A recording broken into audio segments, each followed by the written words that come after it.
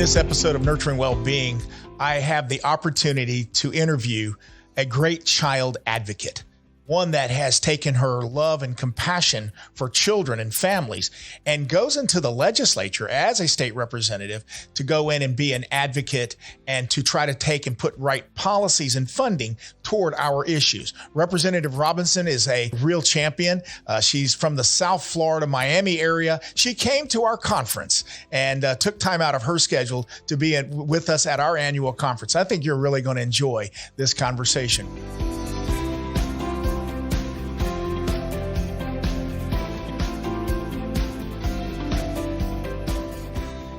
We're just so glad to have you here. Thank you for being a part of our conference.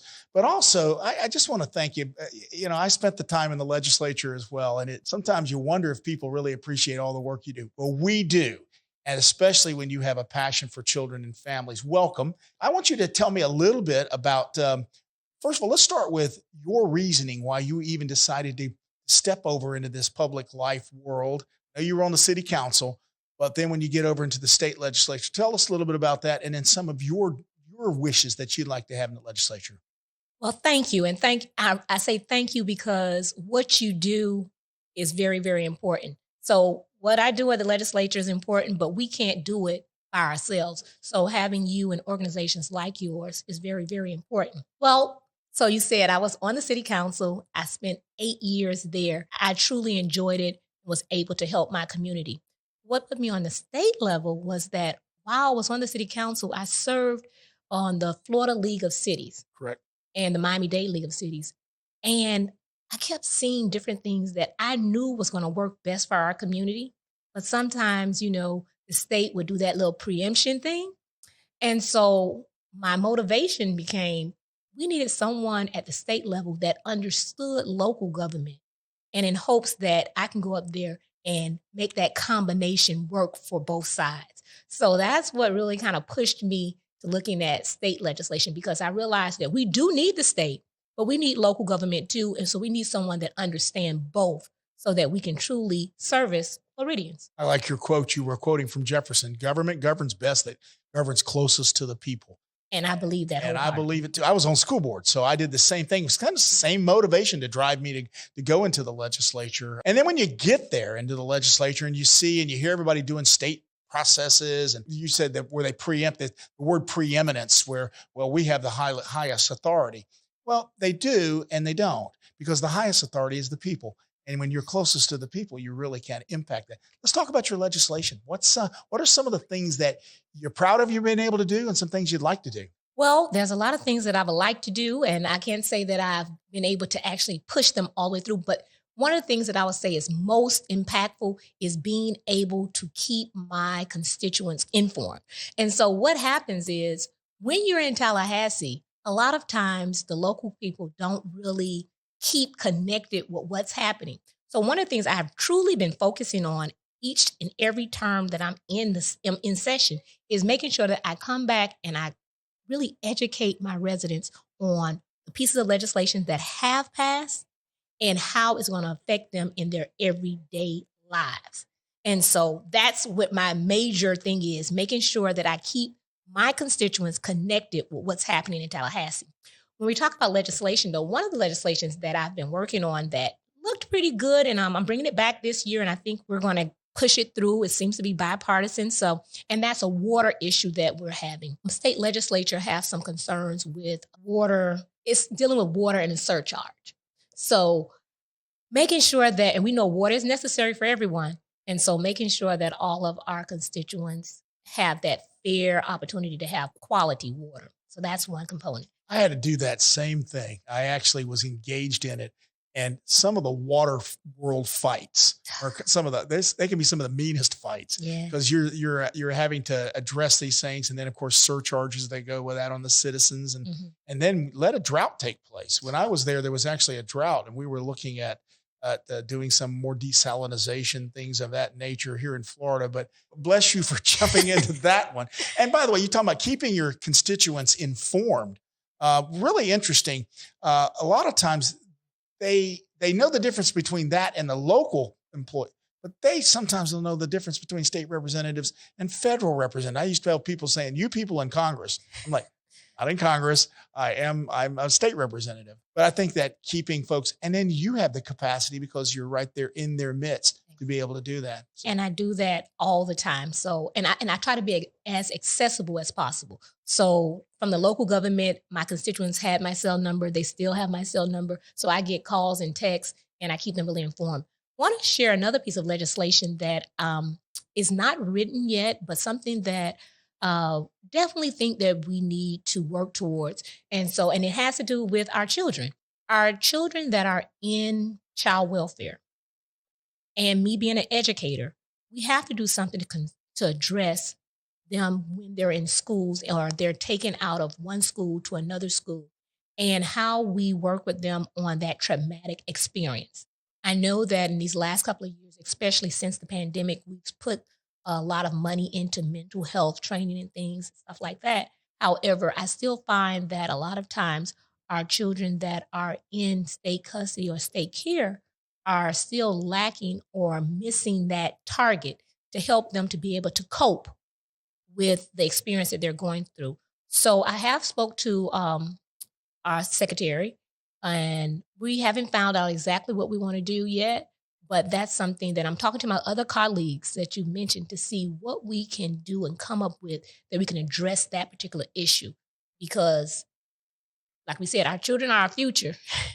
And when we know that we come to their aid, or at least we think we're coming to their aid, we have to address them wholeheartedly. when a situation where a child is removed and they're in our system of care, they've now come into out of home care is what we call it, or even if they've stayed in the home and there's some services, the school environment is a very important connection for them. When they're removed out of that environment and come into it now, they have to go into a new family, new schools, possibly. Could People could be moving around. All that traumatizes the child. And I've even noticed that after COVID, and I said this in my speech earlier today, after COVID, we're seeing the trauma to be even greater. A lot of issues that we've had to deal with. So we welcome that kind of. In fact, let me make sure that I get you with some of our good local folks, and they can get people who are dealing with it on the ground level as well, and look at possible solutions. By the way, there are solutions for that.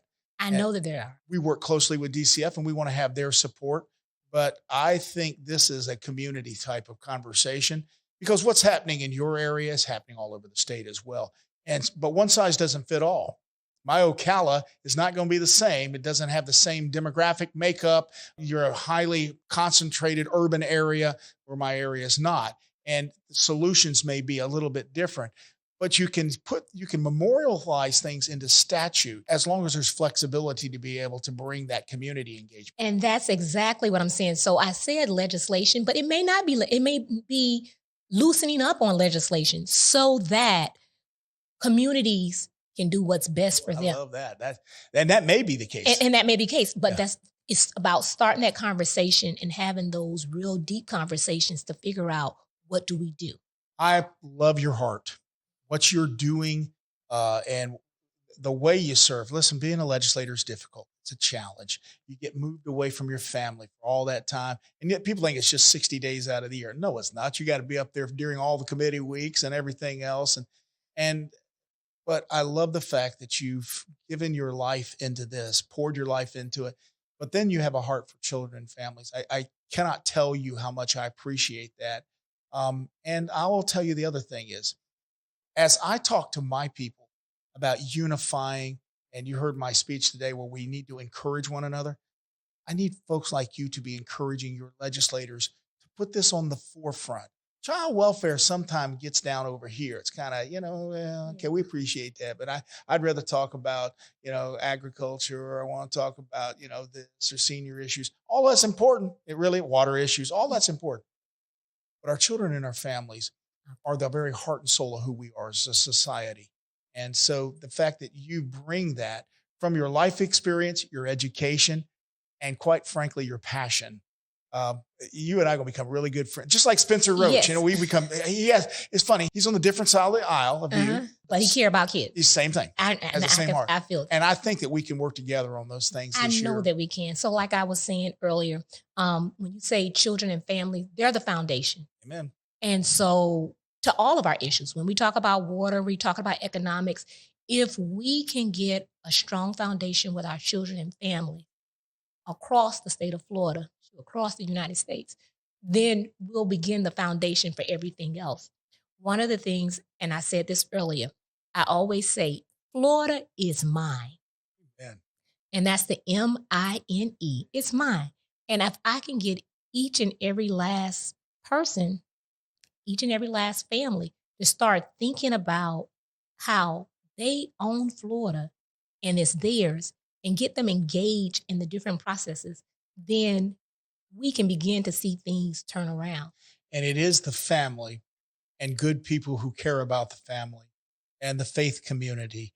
That's where the solutions are. Government has a role, and we need to play that role. And we give up a little bit of our freedom to give it to government and say, here, we want you to govern. But really, the real power and the real influence is when people have that. We need to somehow market that we take ownership of this. And so thank you so much. Listen, I just pulled you in. I saw you out here, and I'm just so thankful you've taken the time to be on camera with us. But you and I are going to work a lot together in this coming session. And as you grow up into your junior, senior years, and you have a lot greater, even greater influence, you're going to find out as you get greater influence, you get less freedom to do some of the stuff you like to do. So take advantage of it now. And Okay. We're very excited to work with you. Any closing comments you'd like to make? Well, I'm going to definitely hold you to your word. I look forward to working with you. I see your passion. I know that, hey, when you're passionate about something, that's a great motivator to get things done. So I love family. I grew up having a large family. My mom is one of 9. My dad is like one of 6. And I told people growing up, I didn't have friends. I had family. There you go. And so I understand what family can do. And I just look forward to making Florida the first family state, that family's first in the state of Florida. I love your heart and your attitude. It comes across. And I wish everyone that came to the legislature, as many of them do, that came to the legislature, had your same passion. With that, Representative, thank you for joining us. And I look forward to working with you during this legislative session.